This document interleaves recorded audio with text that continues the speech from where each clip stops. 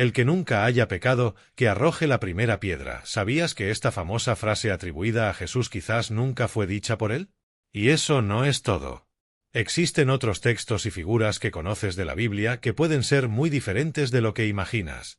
En este vídeo, exploraremos estas y otras sorpresas que cambiaron la forma en que la Biblia ha sido leída e interpretada a lo largo de los siglos. Quédate hasta el final y cuéntame, ¿cuál de estas revelaciones te sorprendió más? No olvides dar like, compartir y suscribirte para más descubrimientos como este. El que nunca haya pecado, que arroje la primera piedra. ¿Cuántas veces has escuchado esta conocida frase de Jesús?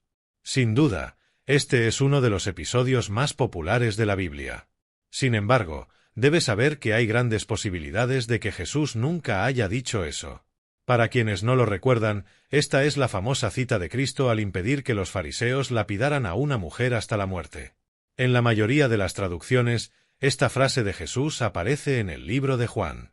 El problema es que las traducciones más antiguas del Evangelio de Juan no incluyen esta historia. De hecho, este episodio no aparece en ningún libro hasta el siglo V, alrededor de 400 años después de la muerte de Jesús. El primer texto que incluye esta historia es una antigua traducción griega y latina de los Evangelios llamada Códice Bezae. También conocida como manuscrito de esta traducción, es famosa por contener este detalle adicional que no aparece en ningún otro lugar. Y esta historia en particular fue traducida de una manera que algunos estudiosos de la Biblia dicen que no parece haber sido escrita por la misma persona que escribió el libro de Juan. Aún así, muchas personas defienden que es una historia verdadera. Principalmente porque parece algo que Jesús haría. Hay muchas razones para creer que este episodio realmente ocurrió, pero, en realidad, Jesús nunca dijo esta frase. Ahora cuéntame, ¿sabías que esta frase de Jesús nunca estuvo realmente en la Biblia? Bien, ahora veamos la relación de la figura del unicornio con la Biblia. Este ser supuestamente aparece en varios pasajes diferentes de la Biblia cristiana, como en el libro de Salmos, de Job, Números, Isaías y Deuteronomio. También hay una parte curiosa en la Biblia donde Moisés comienza a hablar sobre unicornios como si estuvieran por todas partes. Estas supuestas menciones de este ser en la Biblia hacen que muchas personas, hasta el día de hoy, crean que realmente fueron mencionados en las Escrituras Sagradas. El problema es que probablemente lo que ocurrió fue un grave error de traducción. La verdad es que no todos los estudiosos coinciden en que la palabra reem o riem, en hebreo, signifique unicornio. De hecho, la palabra hace referencia a una criatura de cuerno único, siendo más un género que una especie específica.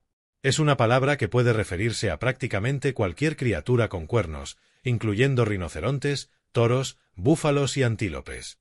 Aunque la versión de la Biblia del Rey Jaime, también conocida como versión autorizada del Rey Jaime, utiliza la palabra unicornios, otros animales aparecen en otras traducciones. Hoy, la mayoría de las Biblias se refieren a ellos solo como toros salvajes. Y el unicornio se ha convertido en parte de nuestras fantasías mitológicas, todo gracias a una traducción mal hecha. El 14º capítulo de la primera epístola a los Corintios, escrita por el apóstol Pablo, contiene un pasaje bastante curioso, apareciendo los versículos 34 y 35, donde se lee lo siguiente: «Las vuestras mujeres estén en silencio en las iglesias, pues no les es permitido hablar, sino que estén sujetas, como también ordena la ley. Y si quieren aprender algo, pregúntenles en casa a sus propios maridos, porque es vergonzoso que las mujeres hablen en la iglesia». Hay un gran problema de coherencia en el contexto de este texto.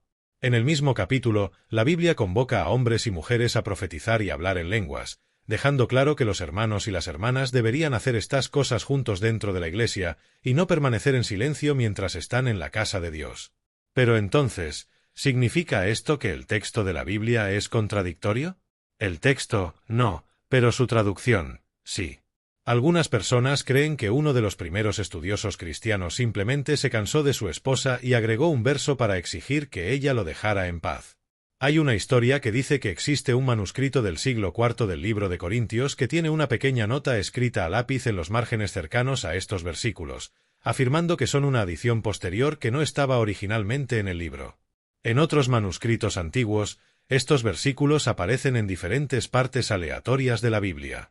En este caso, no fue un error de traducción, sino alguien que se cansó de su esposa y decidió agregar algunos versículos en las Escrituras Sagradas.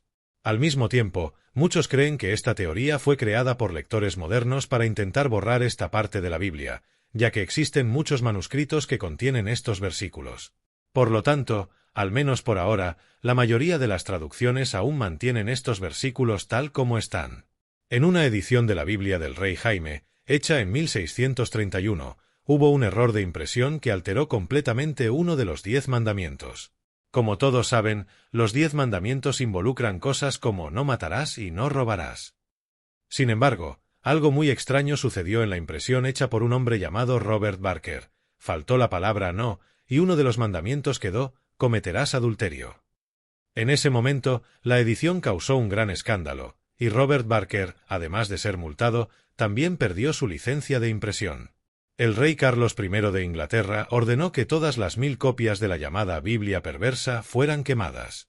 Se dice que actualmente quedan solo unas 10 copias, y en 2015 una se vendió por más de $40.000. Por último, pero no menos importante, tenemos uno de los versículos más polémicos de la Biblia. En Deuteronomio, capítulo 23, versículos 17 y 18, se dice lo siguiente: no habrá ramera entre las hijas de Israel, ni sodomita entre los hijos de Israel. No traerás el salario de una ramera ni el precio de un perro a la casa del Señor, tu Dios, por ningún voto, porque ambos son abominaciones al Señor, tu Dios. Con estos versículos, mucha gente los utiliza para condenar la homosexualidad. Parece bastante claro lo que estos versículos quieren decir, pero los malintencionados creen que este pasaje tiene otra intención. La palabra sodomita, en su significado original, está más cercana a prostituto y no tiene ninguna relación con la homosexualidad. Es decir, en el hebreo original, todo el versículo parece estar claramente condenando la prostitución para ambos sexos, en lugar de ser específicamente un ataque a los homosexuales. Aún así, líderes religiosos continúan usando los versículos para condenar la homosexualidad, aunque el término no se mencione en ningún momento en la Biblia. Cabe recordar que muchas traducciones de la Biblia tuvieron influencias políticas. Los estudiosos afirman que la versión más utilizada, ya mencionada, la Biblia del rey Jaime, fue traducida en una época en que el rey quería proteger a Gran Bretaña de una guerra religiosa. Por eso, nombró a 54 eruditos y clérigos para hacer la traducción. Fueron largos 7 años para concluir el trabajo, que no fue planeado para ser una creación literaria, sino un compromiso político y teológico entre la Iglesia establecida y el creciente movimiento puritano. Eso explica muchas cosas. Yo me quedo por aquí. Nos vemos en el próximo vídeo. Adiós.